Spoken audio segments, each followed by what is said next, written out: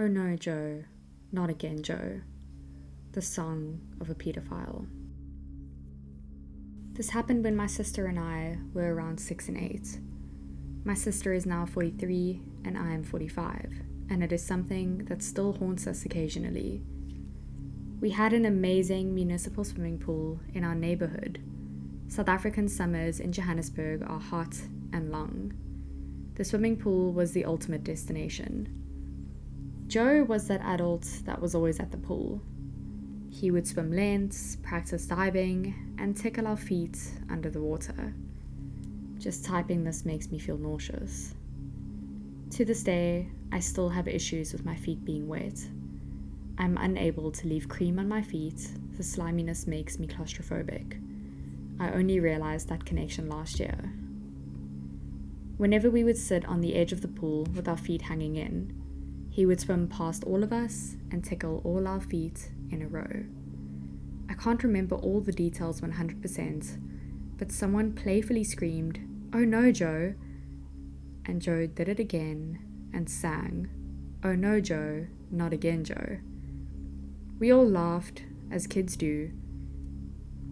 Then he tickled our feet again and made us sing his new song, "Oh no, Joe, not again, Joe." It became a game. He would grab us under the water and we would sing.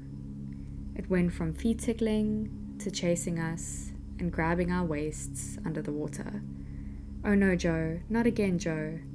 That song never goes away. One day at the pool, Joe tells us he has this amazing farm just outside of town. He would like to take us to see his animals, his corn, and his own swimming pool. It sounded like heaven to all of us. He was talking to several children, boys and girls. He told us to be at the swimming pool on Saturday, but not to tell our parents. We will all go in his car. As soon as we get home, we tell our dad everything. We are so excited. This farm sounds amazing. Our dad says absolutely not. Who is Joe anyway? We tell him that Joe is our friend at the pool and he plays with our feet and chases us around the pool. My dad says that actually maybe we can go, but he wants to meet Joe first. Yay. The next day we go to the pool and we tell Joe we can go with him, but our dad wants to meet him first. Joe is upset that we told our dad, but we tell him not to worry, our dad is cool. So Joe walks home with us. We only lived about 5 blocks from the pool, and comes to meet our dad. Joe is about 5'6", and my dad is about 6'7", the personification of a gentle giant. My dad is super polite to Joe. He asks him loads of questions about the farm, where it is exactly, how many kids are going, and has he spoken to the other parents. Joe was cool as a cucumber. He answered the questions smoothly and confidently.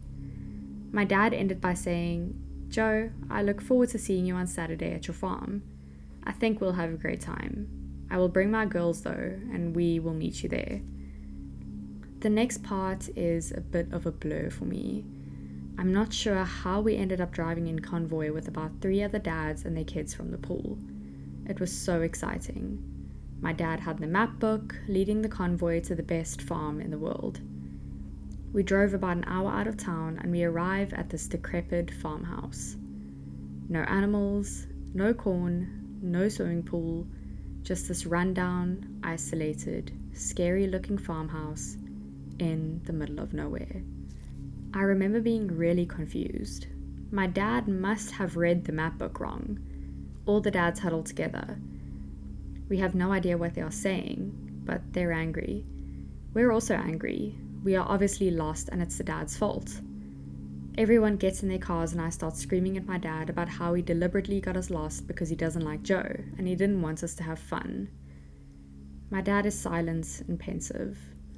After my tantrum, he says to my sister and I in a very calm, deep voice, "Joe is a bad man. He was going to hurt all of you. He is the bad man your mom is always warning you about." My mother is obsessed with true crime. There is no farm. I'm so happy you girls told me what was going on because something bad could have happened to you. His strong voice broke in those last words. The gravity of his tone and the break in his voice made my sister and I realize immediately that he was right and we were in danger. We cried and apologized. He made us promise to tell him if we saw Joe again. Joe stayed away from the pool for about a month. As soon as we saw him come through the gate, we quickly got dressed and ran home. When my dad came home from golf, we told him Joe was at the pool again. The next day, we went to the pool with our dad. We were swimming and my dad was sitting on one of the benches to the side. In walks Joe. He comes to the edge of the pool and is calling us. We refuse to go to the edge. He's getting frustrated. My dad gets up and comes up to Joe. "Hey buddy, can I chat to you outside quickly?" Joe physically shrunk. My dad had his hand on Joe's shoulder and was guiding him out the pool. I can only imagine what my dad did and said to Joe. My dad is a gentleman, but don't mess with his girls. Joe was never seen again at our swimming pool.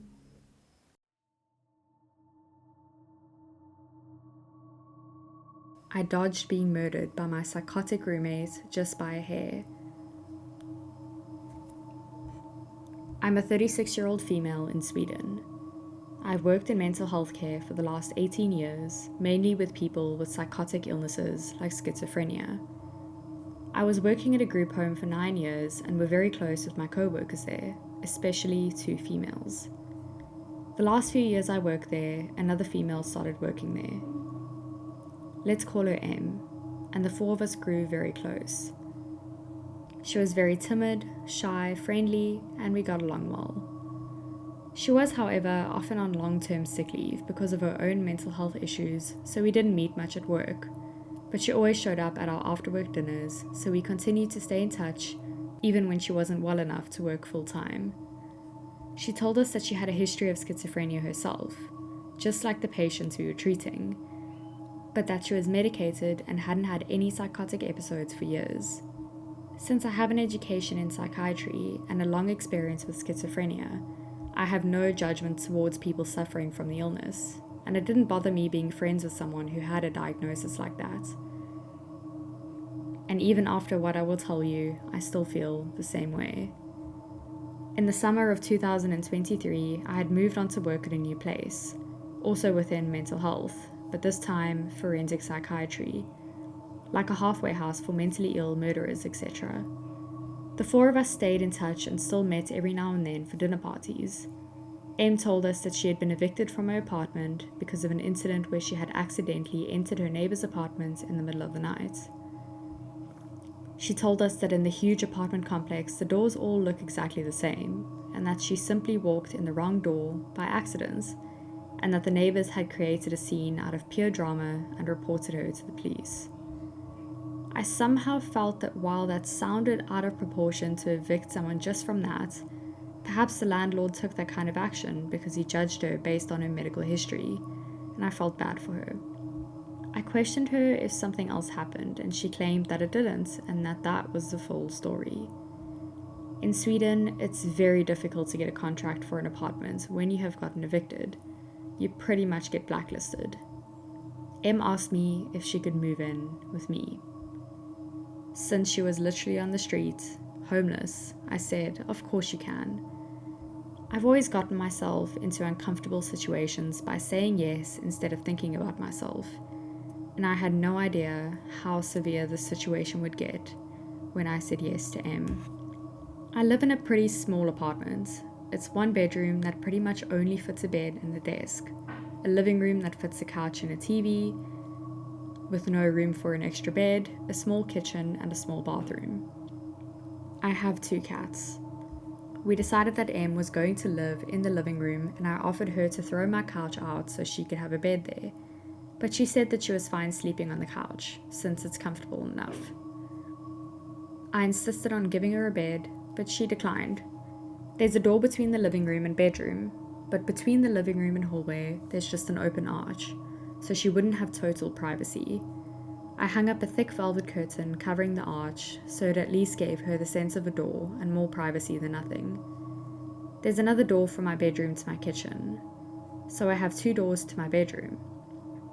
I have to have one of them open at night since my cats want to go in and out, and they also have the litter boxes in the bathroom and food and water in the kitchen. I naturally kept the kitchen door open and not the living room door, since that's where Em lived, and we wanted to keep our privacy somehow. She wasn't working at this time because she was on one of her long-term sick leaves, while I was working shifts, so sometimes I had to get up at 6 a.m. and sometimes I didn't get home till like 11 p.m. I have really severe insomnia and need to combine zolpidem, which is Ambien or Stilnoct, with Lurcogen, which is promethazine. And even with this, I still wake up easily. I told her that I would appreciate it if she could try to stay quiet those nights when I have to get up at 6 a.m., but that it's fine if she's loud when I'm off work or when I do the evening shifts. She was a heavy smoker and a coffee drinker, so I bought her a coffee machine. Yeah, I know, I'm a weirdo who doesn't drink coffee very often, so I didn't have one. But I did this to make her enjoy her living situation a bit more. The coffee machine and the sink is placed right outside my bedroom door. The kitchen is very small. So the first night together, I had to get up at 6 for my shift. As usual, I had a hard time falling asleep. Em had been up several times that night to go out to smoke, and I woke up every time. At 5 a.m. she started making coffee, and since it's literally outside my bedroom door, I got wide awake from the sounds of it. I asked her in the nicest way possible why she was up this early, asking if she had any plans today. I mean, she's on sick leave, why not sleep at 5 a.m. if you can? And she just said that she couldn't sleep. I said, "Oh, I'm sorry. I would just appreciate it if you could wait with making the coffee till 6 a.m. since I really need this last hour of sleep because of work." Adding to why I need my sleep is that I have epilepsy, and that gets really bad when I don't get enough sleep. I usually get a lot of seizures when I don't get at least 4 hours of sleep. I knew that I would probably get seizures at work now, meaning that this day would be both stressful and potentially dangerous for me, since there's a huge risk that I fall and hurt myself. And it's not a good thing to get cramps and seizures among mentally unstable criminal clients who you're supposed to care for. I know that it's not an ideal situation to work in that field with my condition, and I can inform you all that I did quit after only 6 months. She said that she really wanted coffee with her cigarettes, but that she would try to wait the next time I have to work. I accepted it and went on with my day, but things did not get better. She continued to wake me up early in the morning and through the nights, and continued to promise to stop, but insisted that she really wanted coffee with her cigarettes. I suggested making the coffee the night before, or drinking iced coffee or Coke instead, but she didn't want that. I may add that she demanded for me to be silent at 10 p.m. because that's when she wanted to sleep, and I respected that. She used to get these moments of binge eating where she would empty my fridge and pantry from everything I had. I remember this one time when I had bought a big loaf of bread, and she texted me 30 minutes after I left the apartment saying, "Hey, I'm sorry, I ate your loaf of bread. I will buy it back once I get the money." Like an entire loaf of bread in 30 minutes. I had told her when she moved in to feel at home, and what's mine is yours. So I couldn't really get mad, but it started to annoy me for 2 reasons.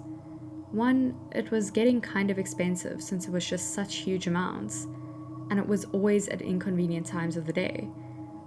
Like after an evening shift when the store was closed and I came home hungry, and she had emptied the kitchen from everything I bought the same day. Em also had long, black hair that was everywhere. All over the sink, the floor, the bathtub.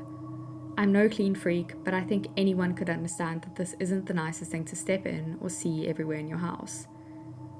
She also left her fingernails and toenails on the bathroom floor. There was also pee drops on the toilet seats every time she had been to the toilet. I saw a silverfish on my bathroom floor, and I've never seen one before, and they eat hair and skin and nails. So I figured this fella probably enjoyed life because of the new dirty condition my bathroom was in. At first I didn't want to say it straight up, because I thought it would hurt her, and I didn't want to make her uncomfortable. So I just put a broom and shovel in the bathroom to imply that we needed to sweep the floor more often. This didn't seem to work, so after a while I told her in the nicest way possible with a smile on my face, "Do you think we could try to clean the floor in the bathroom more often? We tend to lose some hair when we brush it, and I'm afraid we may get pests. I saw a silverfish the other day and I don't want it to get worse. I always made sure to say we instead of you so she wouldn't feel attacked. She promised to think about it, but nothing changed. I started dating a guy and was head over heels for him. He was also in a roommate situation, so we had a tough time getting any alone time. I asked him if there's any chance that we could get one night to ourselves every now and then in the apartment, and that she of course would get the apartment to herself as well. She didn't really like the idea and claimed that she had nowhere to go, no friends or family. Now, I wasn't asking her to leave for 24 hours, just a few hours so we can get some quality time together. She could just go to the library or take a walk or whatever. I was at work for 8 to 10 hours, 5 days a week, so she got a lot of time to herself. One of our old co-workers realized that this was really tearing at my mood, to never get any time for myself, and I started feeling really suffocated. She offered that M could stay the night at her place. After all, they were friends too. M said she didn't want to bother her, but we told her that she didn't. They're friends, she's more than welcome, and I just really want one night to myself with my guy. I didn't understand why she made such a big deal over leaving me in the apartment for just one night. She eventually accepted and spent the night there, and I spent the night away the next week so she could get more alone time too. When I came home the next morning from my night away, I saw that my cat's water bowl was completely dried out. There was no spill on the floor and it looked like it had been wiped out with a towel or paper. I had filled it to the brim just the night before. I asked her how this was possible and she said that the cats must have tipped it out, but there was nothing on the floor like I said. My cats are overly social and usually cuddle up with strangers after just a few minutes. I noticed that the cats withdrew from her more and more over time, and the last couple of weeks they never left my bedroom except for when they ate or used the litter box. It seemed they were scared of her, which I couldn't figure out since she was so timid. I had this old saucepan from the 60s that meant a lot to me. You're probably wondering how a saucepan can mean a lot to someone, but it was my grandmother's and it's the only thing I have that belongs to her. My mother used to cook for me with it when I was little, so it has a great nostalgic value to me. She burnt it one day and made no attempt to clean it. She just left it on the stove and went out to smoke. I found it ruined and cried. She didn't even say she was sorry. She also broke dishes several times and didn't bother to replace them or apologize. This added to my frustration with her naturally.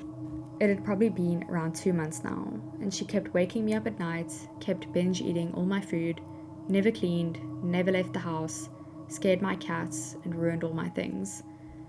I realized that she stole my prescription sleeping pills, lots of them as well, and I only get one per night, not more or less. And as you already know, I really need them. I had 20 of them in my nightstand when I left for work, and when I came home, they were gone. She denied it, which is pretty hilarious since no one else could have been there. My frustration was getting heavy. The summer heat was strong and I felt locked up in my tiny bedroom with my 2 cats, never getting any time to myself, never getting any alone time with my boyfriend I was dating except for once every 14th day. My apartment was messy and she was stealing from me. Out of nowhere, my old elementary school classmate texted me on Facebook asking me how I know M. He had seen that I posted on Facebook that we were roommates now. I told him that we were old co-workers and that she needed a place to stay because she got evicted. He said, "I know. Do you know why she was evicted?" I said, "Yeah, she accidentally went into her neighbor's apartment." He replied with, "That's not the full story. She broke in and snuck up to their sleeping baby with a knife in her hand. But luckily the father woke up and wrestled her down and managed to save the baby." I felt sick to my stomach. Could this be true? It would certainly explain why she was evicted, but it just sounded so horrible and she's such a timid, nice girl. I had so many questions. But my friend had the full police report. Apparently the couple that M had broken into was his ex-girlfriend and her family. It seemed that M had a psychosis during the break-in, but those parts went public.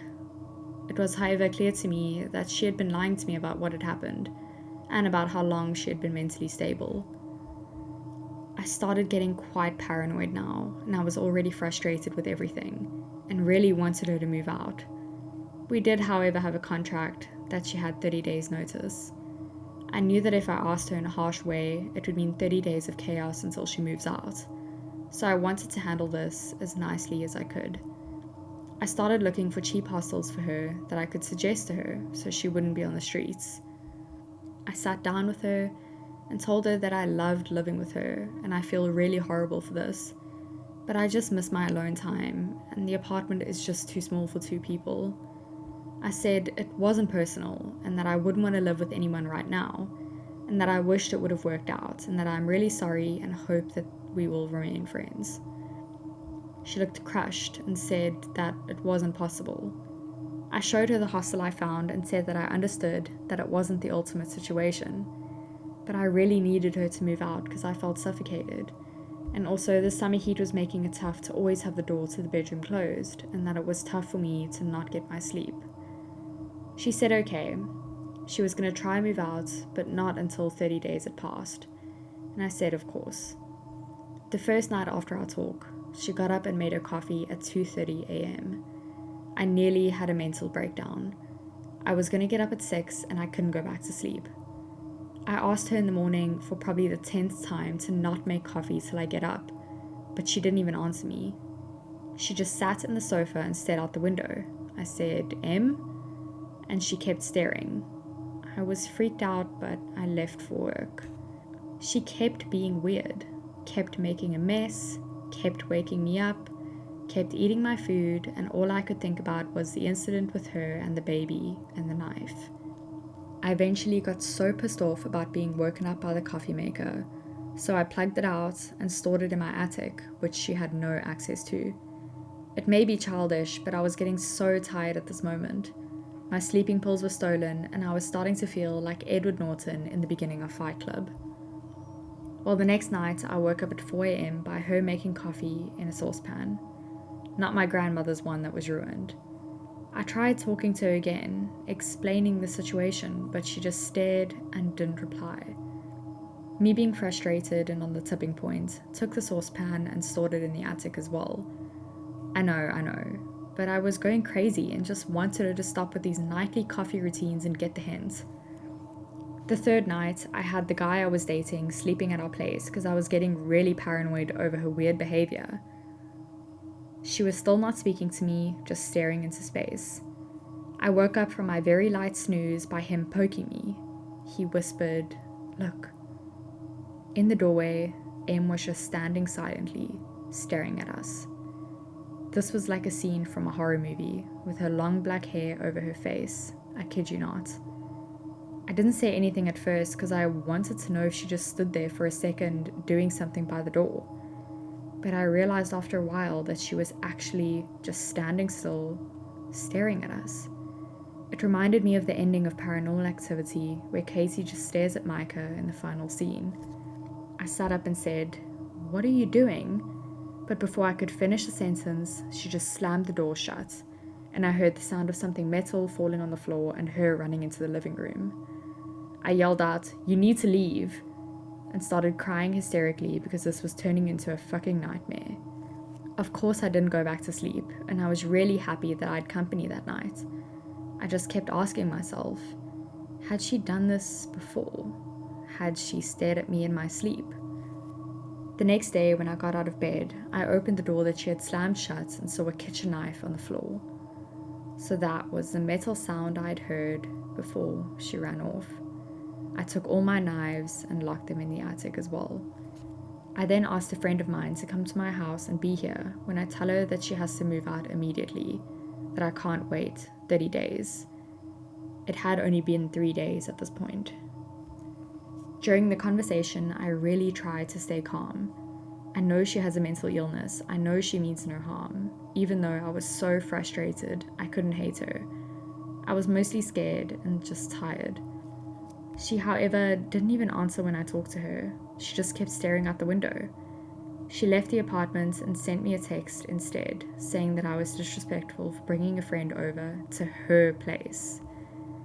Nighttime came and I thought this would be a quiet night, finally. no coffee maker or saucepans.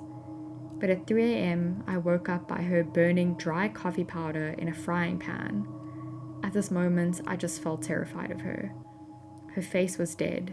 Her eyes were black. I suspected that she had gone into a psychosis. I stopped the fire, and she just ran off to the living room in silence. I knew she had an appointment with her psychiatrist the next day, and while she was away, I packed all her things. I then sent her a text telling her that she needs to pick them up and give me my keys back, and that I will give her money for a hostel the upcoming 26 days. She didn't reply. The guy I was seeing came to keep me company in case she would fight about it. She didn't. She left the keys without looking at us and just left. Our co-workers who were friends with us both told me that she moved in with a guy that she was dating, and she stayed there for a few weeks till she somehow amazingly got an apartment of her own. She started working again, and I was really happy to hear this. She seemed to do well. Then, in January of this year, one of our old co-workers told me that Em had called her and told her that everything must burn, that she has a baby that she must save, and other delusional stuff. She had called 112, which is the Swedish emergency number, like 911, about this, but they just hadn't taken it seriously. Em had then proceeded to burn her entire apartment down because the voices in her head was telling her that she has to burn everything to save her friends and family. Her neighbors had tried to rescue her from the fire, but she fought them off and ran back in, and poured liquor on the fire to make it burn more. She was arrested and sentenced last week for aggravated arson. She will serve her time in a mental institution for a long time, possibly forever. What's ironic is that she will probably be in the facility where I used to work, and end up where she used to work herself. My old co-worker was a witness at the trial, and apparently she had stopped taking her medication because she thought that it made her feel numb, and she thought that she was stable enough to function without it. Apparently not. She had also stopped taking her medication the last few weeks when she stayed at my house. So when she stared blankly into space, she was going into psychosis. When she stared at me with a knife in her hand, when she burnt the frying pan that last night. It's disturbing to think about what would have happened to me and my cats if she would have stayed, or if I would have been a heavy sleeper. I also think about what would have happened to that baby when she snuck into that house before she was evicted. And yeah, I know it's crazy that I didn't just throw her out by then. It was complicated. The reason why I haven't been able to talk about it with my friends is because they sympathize with her and have minimized my experience, and they think that I make a bigger deal out of it than I believe it has been. I sort of understand it since they have never seen that darkness in her eyes that I saw those last couple of days. Updates. I just remembered some other things that I wanted to add to the post. There were several times when I was going to work early in the morning that she occupied the bathroom by taking long baths. I patiently tried to wait till the last minute before knocking and asking her if she could get up and get back in after I'd gotten ready and left for work. Just another thing that added to my frustration. Also, I fell really ill one time when she was staying here. I didn't know at the time what it was, but I woke up early in the morning one day feeling very nauseated. On my way to the bathroom, I literally shit myself and threw up at the same time. It takes like 10 seconds to get to the bathroom, so you can imagine how bad it was when I didn't even make it. I had a really high fever and kept throwing up and shitting myself all morning. And anyone who has been this ill would understand that you want the bathroom to yourself. Actually, I think it's pretty understandable that you'd want to be completely alone when you're this ill. My head was spinning and I was nearly hallucinating from the high fevers. Anyway, working in healthcare, I also have a natural instinct of not wanting to spread infections. So my first thought was that besides wanting to be alone, I didn't want to risk giving whatever this is to Em. So I begged her the moment I noticed I was ill to please leave for her own sake. I could barely speak because it made me throw up that easily. Our friend in common had asked her to water her plants that week, so she had the keys to her place and could have been alone there. Em refused to leave, and I swear if I had the energy to slip out the window and fall to my death, I would have, but I couldn't. I was half sitting, half laying on the toilet with the bucket in my lap. My head sort of resting in the bucket of puke because I couldn't hold it up of the high fever, and I just begged through whispers for her to leave so she wouldn't be ill too. I told her, what if you get sick soon too? We can't share the toilet. I will be here all day.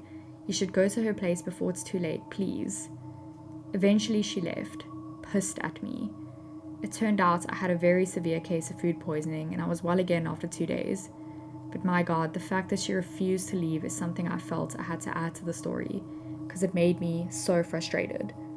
I also went through our conversations and saw me asking her how long the door had been closed. That reminded me that she used to shut my cats inside my bedroom while I was away at work or wherever, so they couldn't eat, drink, or use the litter box. She claimed that she just recently closed it because she was trying to sleep, but I remember she did it in the middle of the day one time the last few days too. Don't hook up with a waiter. Sorry in advance. I was drunk most of the time during what happened, so I don't remember every detail. When I was 18 and freshly broken up with my way older boyfriend, I basically went crazy with dating guys. At the time, I also dressed very goth, even going as far as to wear a real corset and trench coat, mostly just enjoying the attention. One particular afternoon, my friend/roommate at the time decided to eat at a local Japanese restaurant, with both of us all dressed up.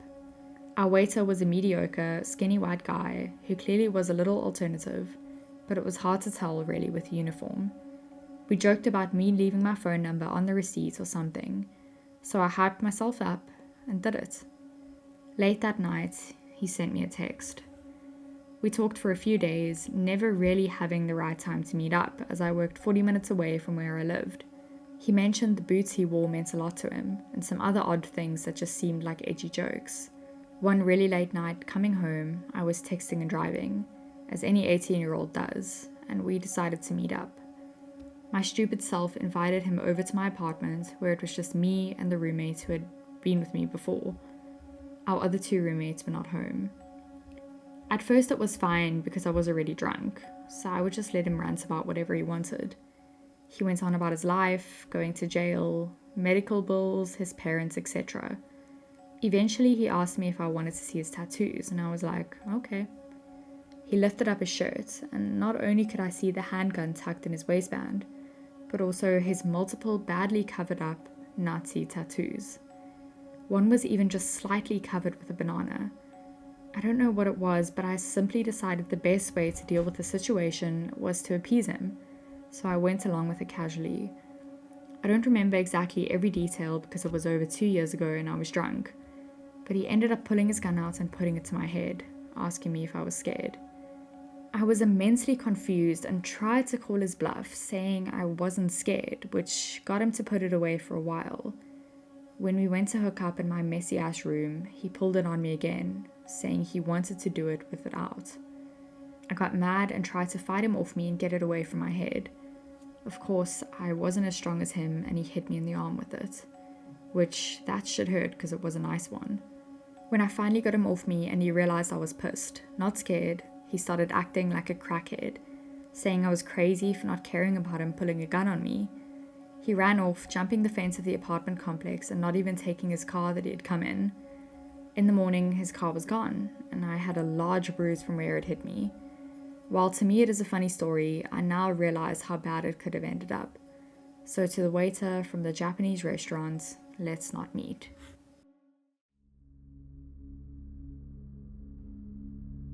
My best friend's boyfriend turned out to be a murderer. When I was about 19 or 20, my very best friend in the world was dating this guy. He was really cute, funny, and sweet. I stayed with her at her apartment a lot, and he used to always come over and hang out. He lived with his great-grandmother, who was really super strict. Even though he was 18, she gave him a curfew, and if he was late, she would lock him out or call the law on him. So he always had to be home by at least 10 p.m. Anyways, one night I was at her house, and we were drinking and playing cards and stuff. He came running through the door at 9 p.m, saying he had gotten into a fight. We didn't think anything of it really, because he wasn't exactly a golden boy, and it wasn't all that surprising. But after about 12 a.m. rolled around, we were all like, damn, your grandma's letting you stay out this late. He ended up telling us that she was asleep and had locked him out. Again, we didn't think much of it. It happened all the time. Later on the next day, I ended up going home. My friend called me that night, crying her eyes out, telling me to look on Jail Tracker, I got on there and looked, and underneath his mugshot it said murder. I was literally shocked. Who did he murder? I was just there. Turns out when he came and busted through the door, he had just mangled his great-grandmother to death with a hammer. He sat there and drank with us, played cards with us, and acted like nothing had ever happened. After everyone had left, he ended up telling my friend what he had done. She acted like she was going to run off with him. She went in her room and acted like she was packing her bags up. Then she snuck into the bathroom and called the police. It was really scary and traumatizing for all of us, for real, but especially her. He ended up getting sentenced to like 50 years or something. He tried to escape about 4 years after his sentencing, and they added even more time. So I doubt I will ever be seeing him again. Anyways, that was years ago, but I randomly stumbled across this sub, and it made me think of that.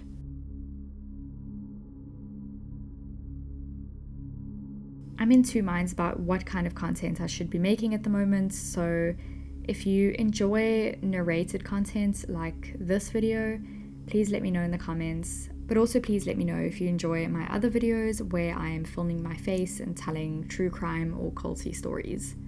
I just want to know what kind of content I should keep making. But thank you so much for watching. If you enjoyed this kind of video, please hit like, and if you like this kind of content, don't forget to subscribe. I will see you guys next week.